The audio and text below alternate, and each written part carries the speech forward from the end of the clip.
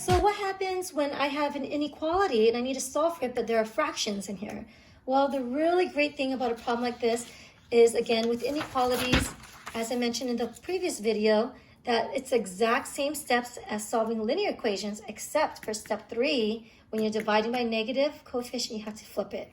But again, it's exact same steps. So again, what do I need to do the first step when I'm solving an equation that has fractions in it? Same steps. So the thing that we do is that we make sure that we get rid of fractions. So just a reminder here, my lesson of solving linear equations.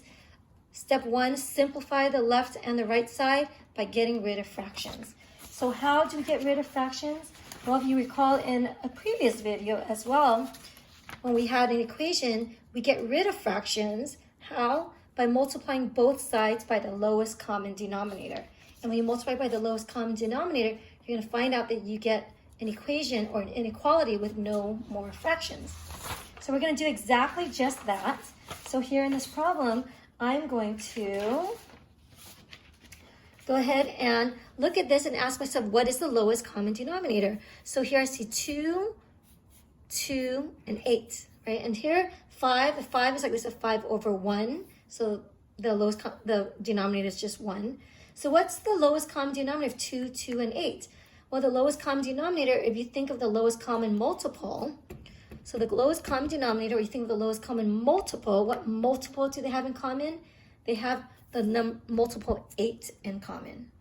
Okay, so the number 8 is what they have in common. So what I'm going to do is I'm going to write this problem in such a way where I know exactly where the numerators and denominators are. The y here goes on top, minus 5 over 1 is greater than equal to 1y over 2 plus 7 over 8.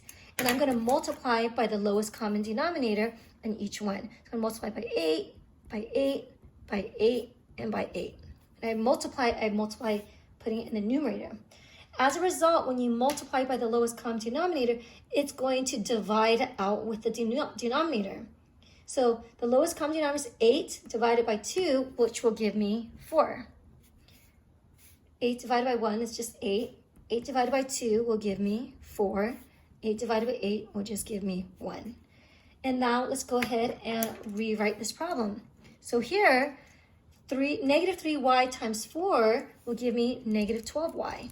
The denominator is just 1, so I don't have to write a 1 in the denominator. Minus 40, because 5 times 8 is 40, is greater than or equal to 1y times 4 is just 4y over 1, but then I don't need to write that, plus 7 times 1 is just 7. So as you can see, we have no more fractions, and it looks pretty, right? And that's what we want. We want it to look nice and simple and pretty. Okay, so that's step 1. Step 2 now is to decide where do you want your variable, on the left side or on the right side. So in the previous problem, I said I wanted it on the left side. So now let's just say I want it on the right side.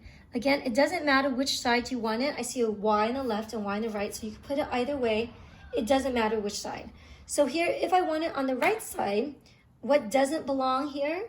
What doesn't belong here is the negative 12y, because I wanted the y on the right side, remember?